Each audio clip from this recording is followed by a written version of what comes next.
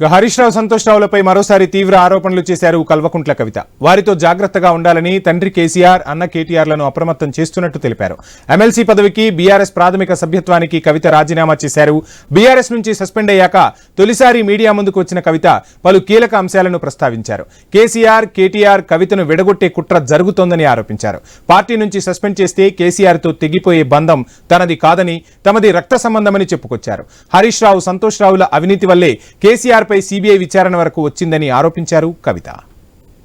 రావు గారు, రేవంత్ రెడ్డి గారు ఒకే ఫ్లైట్ లో హైదరాబాద్ నుండి ఢిల్లీకో, ఢిల్లీ నుండి హైదరాబాద్ లో ఒకే ఫ్లైట్ లో వాళ్ళిద్దరు ప్రయాణం చేసి వచ్చినప్పుడు హరీష్ రావు గారు రేవంత్ రెడ్డి గారు కాలు పట్టుకొని సరెండర్ అయినాక ఈ కుట్రలు స్టార్ట్ అయినాయి. నా మీద ఈ స్టోరీలు స్టార్ట్ అయినాయి. మా కుటుంబాన్ని విడగొట్టాలనేటటువంటి కుట్ర స్టార్ట్ అయింది. నేను ఛాలెంజ్ చేస్తా ఉన్నా, రేవంత్ రెడ్డి గారు మీరు చెప్పండి, ఆ ప్రయాణం జరిగిందా జరగలేదా? హరీష్ రావు గారు మీరు చెప్పండి, ఒకే ఫ్లైట్లో మీరు రేవంత్ రెడ్డి గారితో కలిసి వచ్చిండ్రా రాలేదా? ఆ తర్వాత నుండే నా మీద ఈ కుట్రలు జరుగుతున్నాయా లేదా? సరెండర్ అయింది మీరు.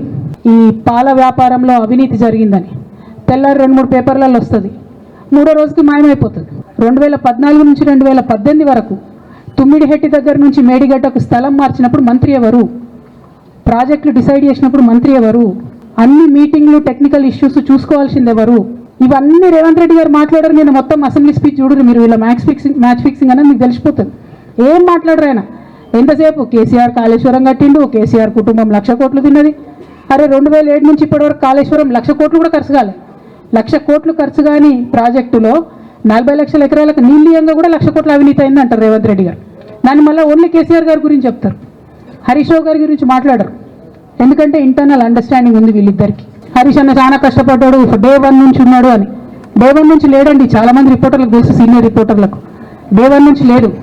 పెద్దసారు టీడీపీ నుంచి బయటకు వస్తుంటే, మామయ్య మనకెందుకు, డిప్యూటీ సీఎం మనం ఎందుకు రాజీనామా చేయాలి, ఈ ఉద్యమం ఏమవుతుందో, ఈ పార్టీ ఏమవుతుందో మనకు రిస్క్ ఎందుకని 1,50,00,000 రూపాయలు తీసుకొని వ్యాపారం చేసుకుందామని హరీష్ రావు గారు ఇక్కడికి పోయిందని కూడా వచ్చింది. ఆనాడు టీఆర్ఎస్ పార్టీ పెట్టినాక 9-10 నెలల తర్వాత వచ్చిన హరీష్ రావు గారు డే 1 నుంచి లేరు.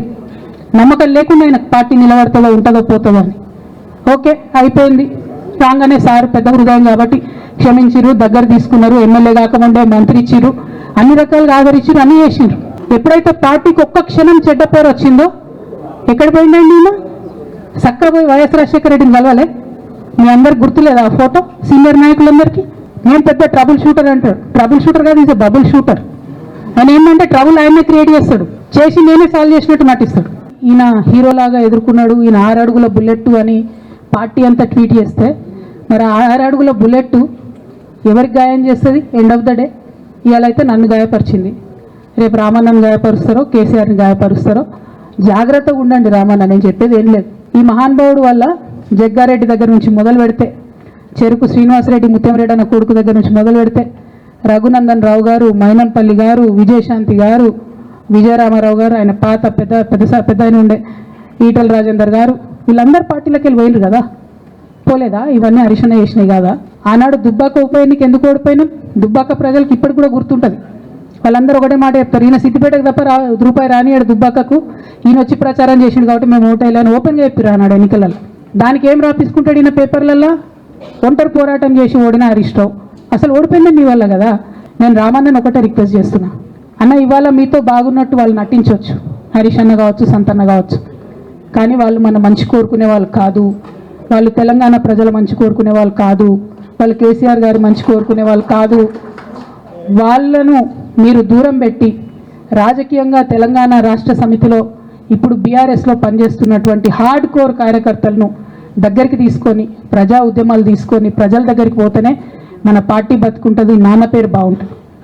ఇవాళ నాన్నకు సిబిఐ అనేటటువంటిది వచ్చిందంటే అది కేవలం హరీష్ రావు గారు, సంతోష్ రావు గారి అవినీతి వల్లనే వచ్చిందని మళ్ళొకసారి నేను గంటాపదంగా చెప్తున్నాను. కేసీఆర్ కుటుంబాన్ని ఓడగొట్టాలి, విచ్ఛిన్నం చేయాలి, కానీ కేసీఆర్ గారి పేరుతో వచ్చేటటువంటి బెనిఫిట్స్ మాత్రం అన్నీ కావాలి. మరి ఇటువంటి వారిని నా రిక్వెస్ట్ కేసీఆర్ గారితో, కేటీఆర్ గారితో, వారిని మీ పక్కన పెట్టుకొని నిజం మాట్లాడే నన్ను బయటకు పంపితే మరి పార్టీ బాగుంటుందా?